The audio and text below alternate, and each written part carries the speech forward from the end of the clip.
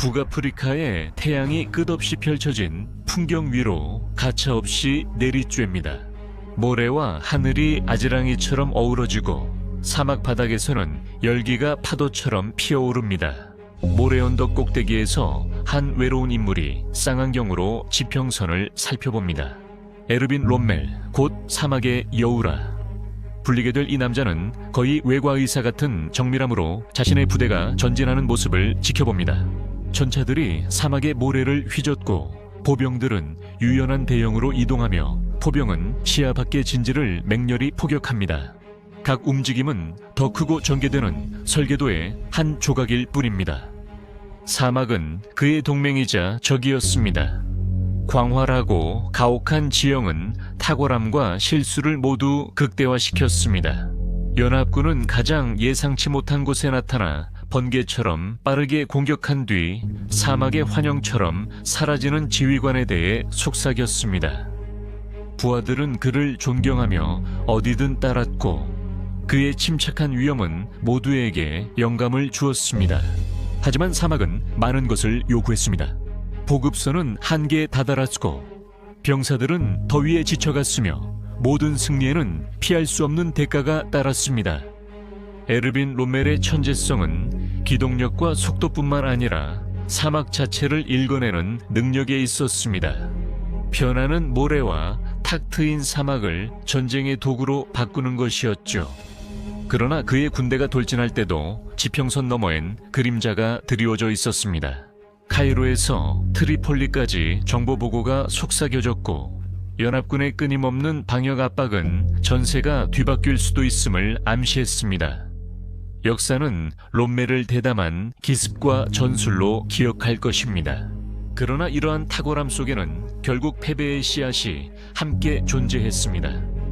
이것은 사막의 여우로 알려진 독일의 전략가이자 군사 지휘관 에르빈 롬멜의 이야기입니다. 워즈 오브 더 월드에 오신 것을 환영합니다.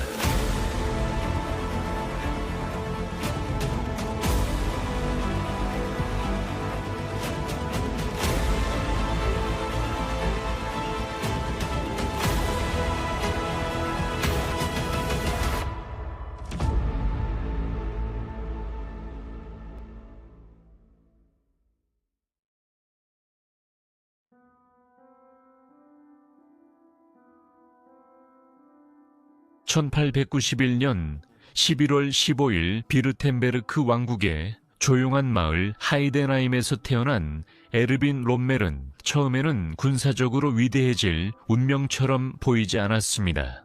학교 교사의 아들로 태어난 그는 군사 전통보다는 규율과 교육을 중시하는 중산층 가정에서 자랐습니다.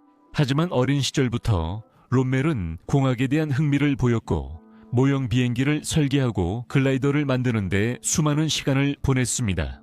이러한 어린 시절의 열정은 그의 성격뿐만 아니라 전쟁에 접근하는 분석적이고 거의 기계적인 방식에도 영향을 미쳤습니다. 1910년 롬멜은 단치히의 사관학교에 입학하여 독일 제국 육군 제124 보병연대에 입대했습니다. 전통적인 프로이센식의 타고난 군인은 아니었지만 그는 전술적 사고와 체력에서 뛰어났습니다. 그의 교관들은 곧 잠재력을 알아봤습니다. 2015년에 다니엘 앨런 버틀러가 쓴 필드 마샬, 에르빈 롬멜의 삶과 죽음에 따르면 인용문입니다. 롬멜은 단순히 명령을 따르지 않았고 명령을 분석하고 개선한 뒤 정밀하게 실행했습니다. 인용문 끝. 1914년에 제1차 세계대전이 발발하자 롬멜은 서부 전선에 배치되었습니다. 그는 곧 현대전의 혼란 속에서 공격적인 기동과 즉흥적인 전술에 뛰어난 재능을 보여주었습니다.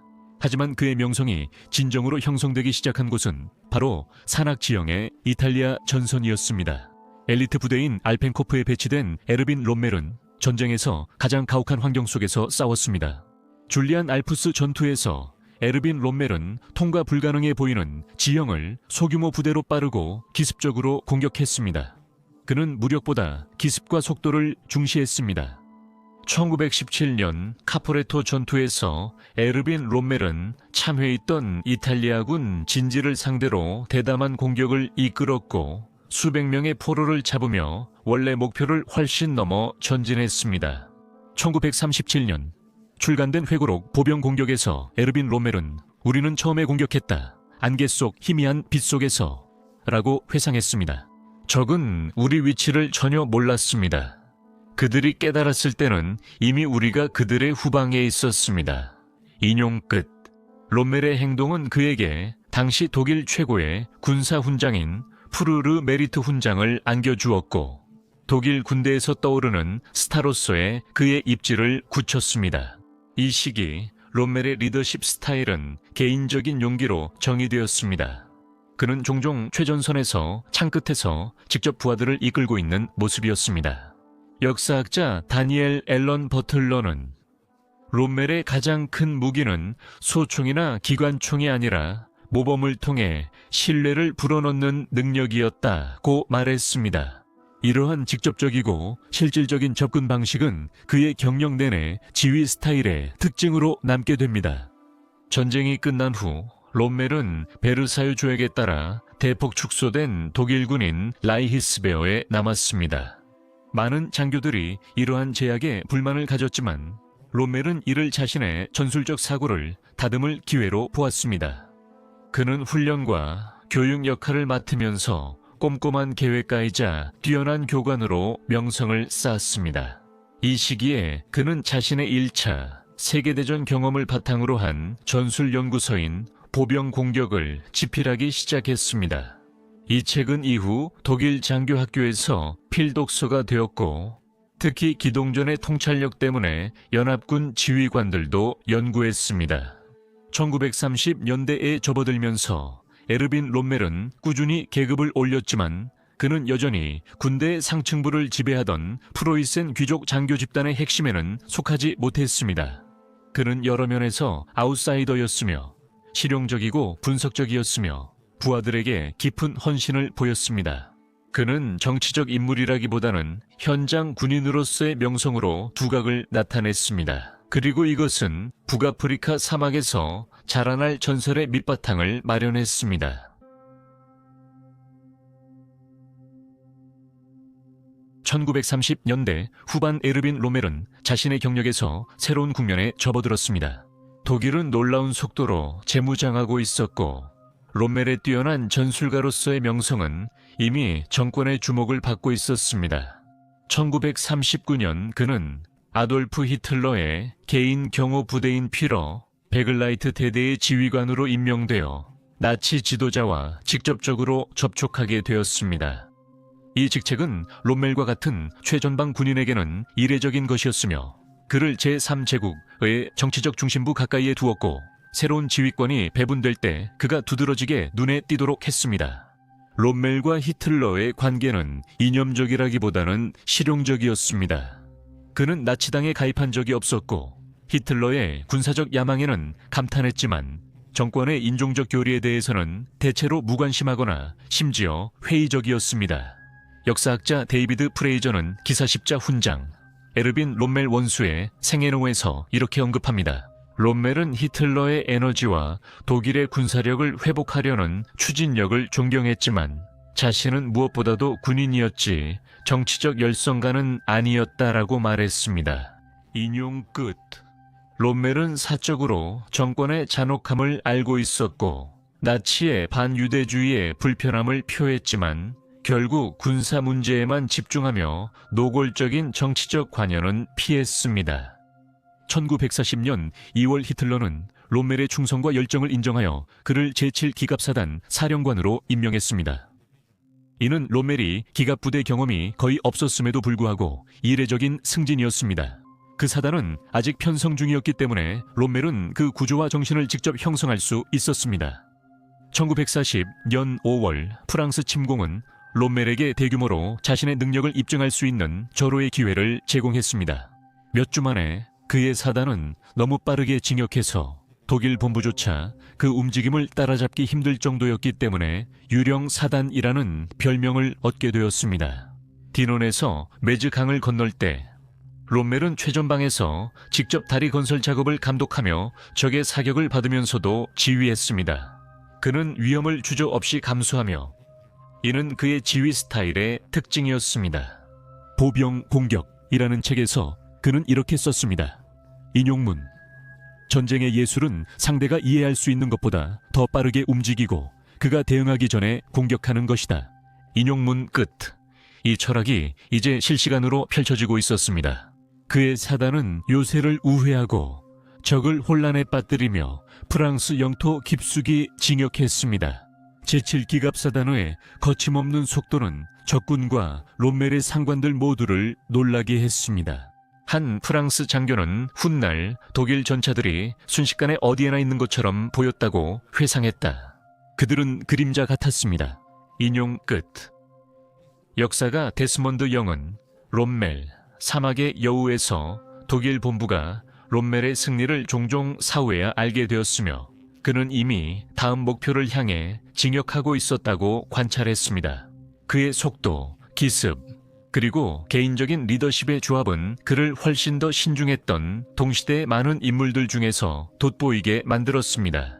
하지만 그의 성공에는 대가가 따랐습니다. 베어마흐트 내부의 일부 인사들은 그가 전통적인 통신망을 무시하고 지나치게 위험을 감수한다고 비판했습니다. 어느 쪽이든 결과는 부정할 수 없었습니다. 수만 명의 포로를 사로잡았고 광대한 영토를 점령했으며 막강한 명성을 쌓았습니다. 롬멜은 프랑스에서의 업적으로 장군 제네랄 로이트난트그로 승진했고 철십자 훈장, 기사십자장을 수여받았습니다. 대담함과 주도권을 중시했던 히틀러는 롬멜이 다음 중대한 임무에 적합한 인물이라고 확신하게 되었습니다.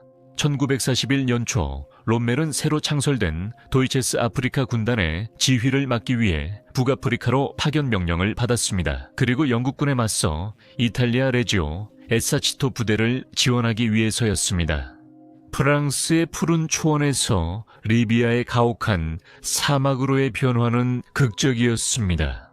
롬멜이 트리폴리로 출발을 준비하며 새로운 지휘부를 구성할 뿐만 아니라 점점 전설을 만들어가고 있었습니다. 불과 몇 달 만에 그는 평판이 좋은 장교에서 독일군에서 가장 화제가 되는 인물 중 한 명으로 변모했습니다.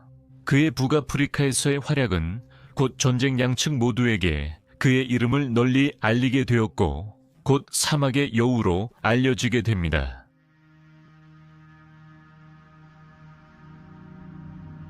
에르빈 롬멜이 1941년 2월 트리폴리에 도착했을 때 그는 새로운 형태의 전장에 발을 들여놓은 것이었습니다.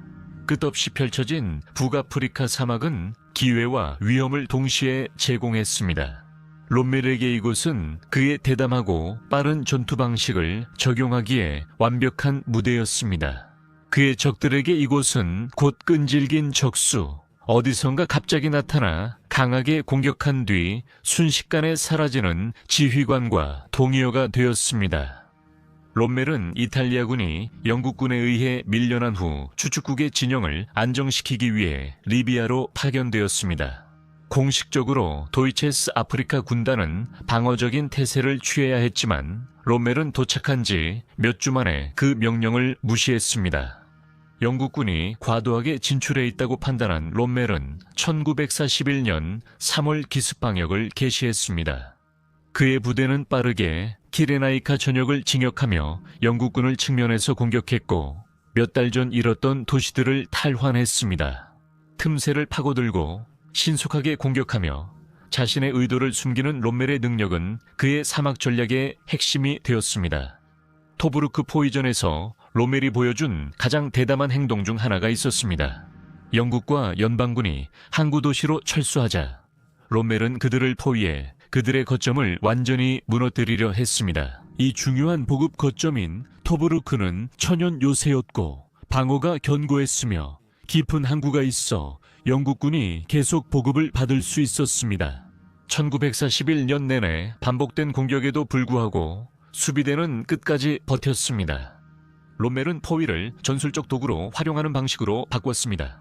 연합군이 항구 방어에 묶여있는 동안 롬멜은 다른 곳에서 기동하며 보급선을 습격하고 연합군이 자신의 속도에 맞춰 움직이도록 강요했습니다. 그의 사막 전쟁 접근 방식은 대부분의 추축국 지휘관들과는 달랐습니다. 역사학자 로널드 루윈은 니시 군사 지휘관으로서의 롬멜에서 롬멜이 거의 기계적인 움직임 감각으로 싸웠으며 항상 한 발 앞서 생각하고 광활한 사막을 동맹으로 만들었다고 언급했습니다. 인용 끝. 그는 속도와 기만에 크게 의존했으며 종종 속임수를 사용해 연합군을 혼란에 빠뜨리곤 했습니다. 독일 전차들은 예상치 못한 방향에서 공격했고 기동포병과 보병이 이를 지원했습니다. 그의 정찰 활용 덕분에 연합군 진영의 사소한 약점조차도 공략할 수 있었습니다. 한편 북아프리카에서의 군수 지원은 악몽처럼 복잡했습니다. 로멜의 군대에 대한 보급품은 지중해를 건너야 했고 이 과정에서 영국 해군과 공군의 공격에 취약했으며 이후 수백 킬로미터에 달하는 험난한 지형을 통과해야 했습니다. 연료 부족은 끊임없이 이어졌지만 로멜은 최소한의 자원으로 작전을 수행하는 법을 익혔고 그의 부대를 많은 사람들이 생각했던 것보다 더 멀리 밀어붙였습니다. 그는 종종 독일 고위 장교들로부터 보급에 대해 무모하다는 비난을 받았지만 적어도 초기 단계에서는 그의 대담함이 성과를 거두었습니다. 자원보다 더 힘들었던 것은 로멜과 그의 추축국 동맹국들과의 관계였습니다. 그는 이탈리아군의 신중한 접근 방식에 거의 인내심이 없었고 종종 이탈리아 지휘체계를 완전히 무시한 채 직접 그들의 병사들에게 명령을 내리곤 했습니다. 그럼에도 불구하고 그는 전선의 고난을 함께 나누려는 지도자로 여겨진 덕분에 많은 이탈리아 병사들로부터 진정한 존경을 받았습니다. 자신의 부하들 사이에서 로멜은 매우 사랑받는 존재였습니다. 그는 직접 전방 진지를 방문하며 적의 사격에 노출되기도 했고 이로 인해 전방에서 이끄는 지휘관으로 명성을 얻었습니다. 한 독일 참전용사는 나중에 그는 항상 그 자리에 있었고 침착하며 자신감이 넘쳤다고 회상했습니다. 그를 따랐던 이유는 그가 우리에게 무엇이든 할 수 있다는 이 믿음을 심어줬기 때문입니다. 롬멜의 명성을 만든 것은 추축국만이 아니었습니다. 연합국 언론도 사막의 여우 전설을 만드는데 예상외로 큰 역할을 했습니다.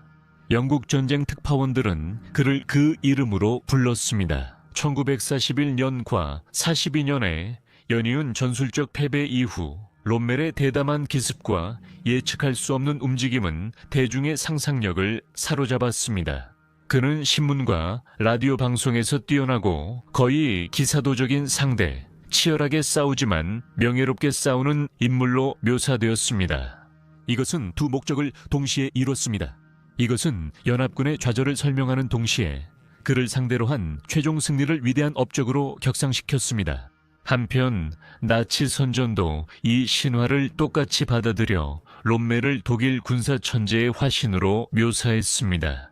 그의 이미지는 세심하게 관리되고 널리 퍼져서 그를 전쟁에서 가장 잘 알려진 지휘관 중 한 명으로 만들었습니다. 그러나 롬멜의 연이은 성공은 오래가지 못할 운명이었습니다. 1942 연말 전략적 상황이 그에게 불리하게 돌아가기 시작했습니다. 신규 연합군의 도착으로 보급과 제공권이 향상되었고 이는 점차적으로 롬멜이 사막에서 전투의 주도권을 쥐는 능력을 약화시켰습니다. 전환점은 제2차 엘 알라메인 전투에서 찾아왔습니다. 롬멜은 버나드 몽고메리 장군과 훨씬 우세한 연합군을 상대해야 했습니다. 롬멜은 방어에 몰릴 수밖에 없었습니다. 롬멜의 지연 전술 능력에도 불구하고 아프리카 군단은 병력과 장비 모두에서 상대가 되지 않았습니다. 몽고메리의 체계적인 징역은 롬멜 특유의 기동전을 무디게 만들었고 그가 평소에 보여주던 즉흥적인 전술을 펼칠 여지를 거의 남기지 않았습니다.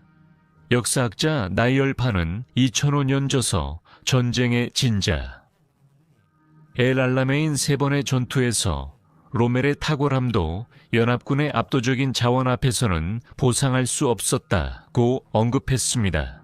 그는 뛰어난 전술가였지만 엘 알라메인 전투는 전략가의 전쟁이었고 롬멜은 그것을 이길 수단이 부족했습니다. 인용문 끝. 1942 년 11월 롬멜은 서쪽으로 후퇴전을 시작했고 이는 북아프리카에서 추축국의 야망이 끝나기 시작했음을 알리는 신호였습니다. 한때 도이체스 아프리카 군단을 사막 너머로 이끌었던 그 기세는 이제 반전되어 버나드 몽고메리 휘하의 영국군이 전진해 왔습니다. 영국군은 수적 우위와 항공 지원, 그리고 강력한 보급 능력을 갖추고 있었습니다. 1942 연말 에르빈 롬멜은 리비아 서쪽으로 전투를 벌이며 후퇴할 수밖에 없었습니다. 보급품은 점점 줄어들고 있었고 추축국의 항공 지원도 약해졌으며 한때 철저히 유지되던 사막의 여우 에르빈 롬멜의 명성도 전략적 현실의 압박 속에서 금이 가기 시작했습니다. 에르빈 롬멜은 항상 기동전을 잘 펼쳤으며 속도와 기만을 이용해 상대를 혼란에 빠뜨리는 데 능했습니다. 하지만 압도적인 연합군의 자원 앞에서 그는 소모전과 후퇴로 정의되는 전혀 다른 싸움에 직면하게 되었습니다. 에르빈 롬멜 자신도 이런 상황의 어려움에 대해 직접 언급한 바 있습니다. 인용문: 계속해서 땅을 내주어야 할 때 병력과 물자의 부담은 엄청나다. 주도권이 적에게 넘어가고 그와 함께 상황을 주도할 수 있는 능력도 잃게 된다. 인용문 끝. 엘 알라메인에서의 패배는 단순한 전투의 패배가 아니었습니다. 그것은 북아프리카에서 전세가 뒤바뀌는 순간을 의미했습니다. 연합군이 1942 년 11월에 토치 작전을 개시하면서 이 전역에 두 번째 전선을 열었습니다. 롬멜과 그의 지친 군대는 포위망에 갇히게 되었습니다. 동쪽에서 진격하는 영국 제8군과 서쪽에 새로 상륙한 영미 연합군 사이에서 독일, 이탈리아 군대는 이미 병력이 분산되고 만성적으로 보급이 부족한 상태라 불가피한 패배를 그저 지연시킬 수밖에 없었습니다. 1943년 초가 되자 롬멜의 건강은 악화되고 있었습니다. 수년간 가혹한 환경에서 끊임없이 전투를 벌인 것이 결국 그의 몸에 큰 부담을 주었습니다. 그는 심각한 위장병과 간 질환에 시달리기 시작했고 이로 인해 점점 더 오랜 시간을 전선에서 떨어져 보내야 했습니다. 역사학자 데이비드 어빙이 쓴 여우의 흔적에 따르면 롬멜은 아내 루시에게 자신이 완전히 지쳤다고 털어놓으며 사막전쟁을 계속할 수 있을지 의문이라고 말했습니다. 1943년 3월 그는 치료를 위해 독일로 돌아갈 휴가를 허락받았고 아프리카 군단의 지휘권은 한스 위르겐 폰 아르님에게 넘어갔습니다. 2달 만에 북아프리카의 추축군은 항복을 강요당하게 됩니다. 그러나 에르빈 롬멜이 아프리카 전선에서 물러난 것이 그의 경력의 끝을 의미하지는 않았습니다. 아돌프 히틀러는 그의 능력과 명성을 인정하여 1943년 말에 에르빈 롬멜을 유럽으로 재배치했습니다. 그에게 주어진 임무는 광활한 사막에서의 임무와는 완전히 달랐습니다. 그는 예상되는 연합군의 침공에 대비해 프랑스 해안의 요새화를 감독해야 했습니다. 대서양 방벽이라고 불리게 된 이 방어선은 노르웨이에서 비스케이 망까지 이어지는 거의 뚫을 수 없는 방어선이 될 예정이었습니다. 롬멜은 해안을 샅샅이 순찰하며 해변 장애물, 지뢰밭, 포대의 보강을 집요하게 지시했습니다. 하지만 그의 좌절감에도 불구하고 그는 여러 겹의 관료주의와 비현실적인 전략적 가정들에 부딪혔습니다. 그가 적극적인 해안 방어의 필요성을 느꼈던 곳에서 독일 최고 사령부는 연합군의 공군 기동성을 무시한 채 경직된 교리에 집착했습니다. 그의 직업적 헌신 뒤에는 롬멜의 개인적인 의구심이 더욱 깊어졌습니다. 그는 오랫동안 나치당 자체가 아니라 독일에 대한 군인의 충성을 지켜왔습니다. 그리고 많은 고위 장교들과 달리 그는 한 번도 그 정치정당에 가입한 적이 없었습니다. 전쟁의 흐름이 결정적으로 독일 제국에 불리하게 바뀌자 롬멜은 히틀러의 전략적 역량뿐만 아니라 전쟁 자체의 도덕성까지 의문을 갖기 시작했습니다. 동료 장교들과의 대화에서 그리고 이후 앤서니 브리지의 더 네로우 마진, 더 배틀 오브 브리튼, 더 라이즈 오브 더 데저트 폭스에 기록된 바와 같이 그는 히틀러가 전술적 유연성을 허락하지 않는 것에 대해 공개적으로 비판했습니다. 인용문: 총통은 더 이상 이성의 말을 듣지 않는다. 그는 마치 세상이 자신의 의지에 굴복하는 것처럼 명령을 내린다. 인용문 끝.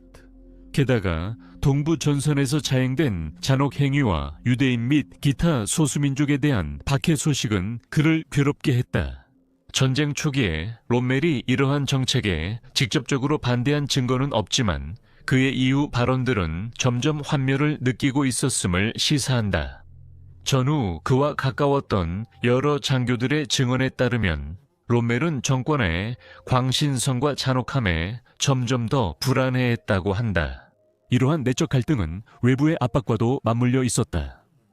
연합군의 폭격이 독일 전역에서 더욱 거세지고 서부 전선이 점점 더 가까워지면서 그 압박은 더욱 심해졌다. 롬멜은 자신이 두 상반된 세력의 한가운데에 서 있음을 깨달았다. 군인으로서 조국을 지켜야 한다는 의무와 히틀러가 나라를 파멸로 이끌고 있다는 개인적인 신념 사이에서 갈등했다. 1944년 초 침공이 임박해지면서 롬멜은 더 이상 리비아의 사막을 질주하던 대담한 지휘관이 아니었다. 이제 그는 지친 야전원수로서 다가오는 패배라는 군사적 현실뿐만 아니라 더 이상 온전히 지지할 수 없는 정권을 섬긴다는 도덕적 무게까지도 마주하고 있었다.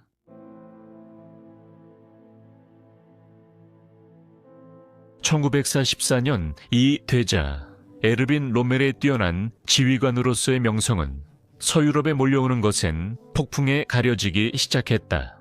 연합군의 침공이 예상되는 프랑스 해안의 요새화를 감독하는 임무를 맡은 그는 디데이의 도래가 불가피하다는 사실을 뼈저리게 인식하고 있었다.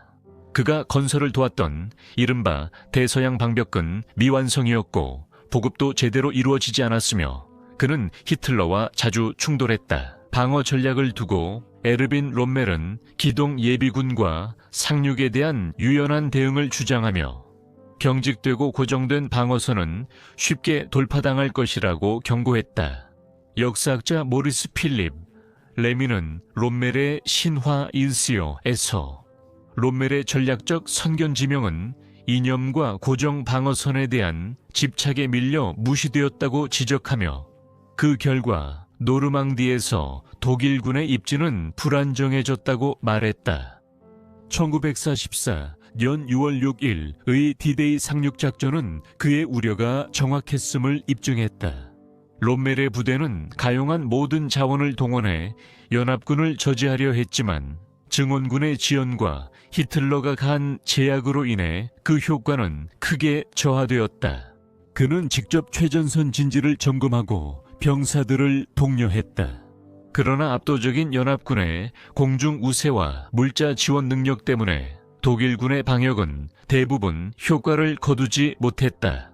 그의 지휘해 있던 병사들의 직접적인 증언에 따르면 그는 혼란 속에서도 침착하고 단호한 태도로 최전선에 자주 모습을 드러내며 병사들을 격려했다고 한다. 패배가 점점 더 확실해지는 상황에서도 에르빈 롬멜의 이 시기 경험은 히틀러의 지도력에 대한 그의 환멸을 더욱 깊게 만들었다. 그는 오랫동안 나치당이 아니라 독일에 대한 충성을 유지해왔다. 하지만 건전한 군사적 조언이 무시되고 당 간부들의 간섭과 최고 지휘부의 이념적 경직성을 목격하면서 그의 회의감은 더욱 커졌다. 리델 하트는 1953년 지령 롬멜 페이퍼스에서 롬멜이 점점 더 자신의 부하들에 대한 의무와 더 이상 군사적 논리에 근거하지 않는 지도자에 대한 복종 사이에서 갈등했다고 언급한다. 인용 끝. 이러한 갈등은 그를 직간접적으로 히틀러를 권좌에서 끌어내리려는 음모자들의 영향권으로 이끌게 된다. 1944년 7월 20일 발키리 작전으로 알려진 암살 시도가 실행되었다. 클라우스 폰 슈타우펜베르크 대령이 이끄는 독일 장교 그룹이 동부 전선에 위치한 늑대의 소굴 본부에서 폭탄을 설치해 히틀러를 암살하려 했다. 이 계획은 나치 정권을 전복시키고 연합군과 항복 협상을 하려는 것이었지만 히틀러가 비교적 가벼운 부상만 입고 살아남으면서 실패로 끝났다. 사건 직후 게슈타포는 무자비한 조사를 벌여 수십 명의 공모자들을 체포하고 처형했다. 로멜의 이름은 일부 보고서에서 잠재적인 동조자 또는 최소한 공모자들의 묵시적 지지자로 언급되었지만 일부 역사가들은 그가 실제로 이 계획에 적극적으로 참여했는지에 대해 여전히 논쟁하고 있다. 하지만 분명한 것은 히틀러가 로멜을 잠재적인 위협으로 보았다는 점이다. 그는 종용받는 야전원수였으며 그의 인기도와 반대 의견은 그를 정치적으로 위험한 인물로 만들었다. 1944년 10월 그는 소환되어 공개 재판과 거의 확실한 처형이라는 최후 통첩을 받았다.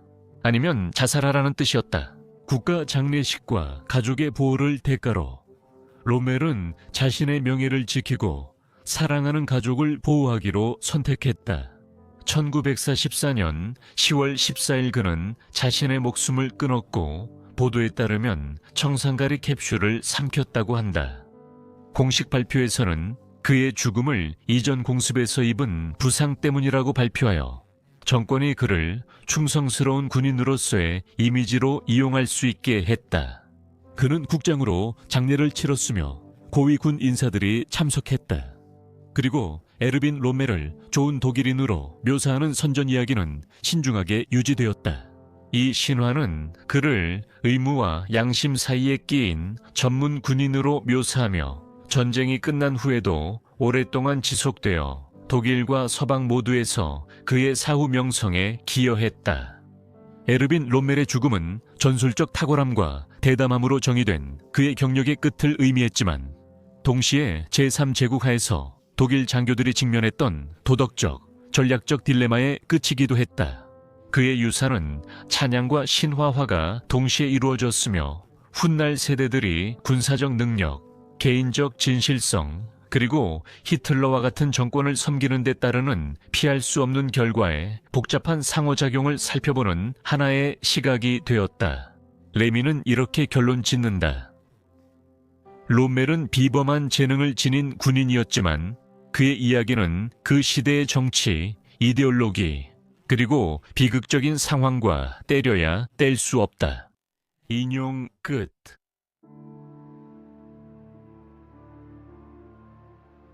로멜의 1944년 죽음은 눈부신 군 경력의 끝을 의미했지만 그것은 제2차 세계대전이 끝난 후에도 오래도록 이어질 전설의 시작에 불과했다.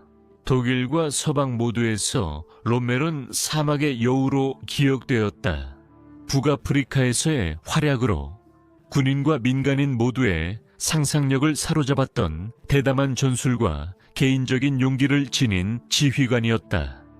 전후 직후 몇 년 동안 연합군의 기록들은 그의 전문적인 능력을 강조했고 특히 그가 나치 이데올로기와 거리를 두었다고 여겨지면서 그를 잔혹한 정권의 기계 속에 명예롭게 휘말린 군인으로 묘사했다. 역사학자 찰스 메신저는 로멜의 명성은 연합군과 독일 양측의 서술에 의해 신중하게 만들어졌으며 그 결과 기사도 유능함, 전술적 탁월함을 모두 갖춘 인물이 탄생했다고 언급한다. 인용 끝. 냉전 시기에는 로멜의 이미지는 더 넓은 이데올로기적 목적에 활용되었다. 서독에서 그는 당이 아니라 국가의 충성을 바친 선량한 독일인의 상징이 되었고 이를 통해 독일 장교단의 이미지를 회복하는 데 도움을 주었다.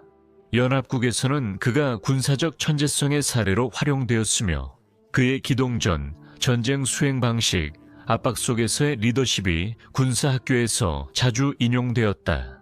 그러나 이러한 숭배에는 논란이 따랐다. 역사학자들과 학자들은 에르빈 로멜이 진정으로 정치에 무관심했는지, 조용히 히틀러에 반대했는지, 아니면 도덕적 양심보다 임무를 우선시한 현실적인 군인이었는지에 대해 논쟁해왔다. 쭝커 나이첼은 실의 히틀러의 장군들 탐구에서 강조한다. 그 로멜의 인용문은 복종, 반대, 그리고 개인적 양심 사이에서 아슬아슬한 줄타기를 했으며 전체주의 국가에서 독일 장교들이 직면했던 복잡한 현실을 반영한다. 인용문 끝. 현대의 재평가는 신화에 숨겨진 진실을 밝히려 했다. 그의 군사적 탁월함과 히틀러 밑에서 복무한 윤리적 모호성을 모두 인정하면서 롬멜의 전술 혁신, 대담한 작전, 그리고 리더십 스타일은 여전히 널리 연구되고 있다. 하지만 현대학계는 맥락을 강조한다. 그의 명성은 그가 섬겼던 정권과 떼어놓고 생각할 수 없다. 사막의 모래가 오래전에 가라앉았지만 사막의 여우라는 신화는 여전히 남아있다. 대담함과 솜씨, 그리고 전쟁에 내재된 도덕적 갈등의 이야기로 전설은 행동 자체만큼이나 기억과 해석에 의해 만들어진다는 사실을 우리 모두에게 상기시킨다.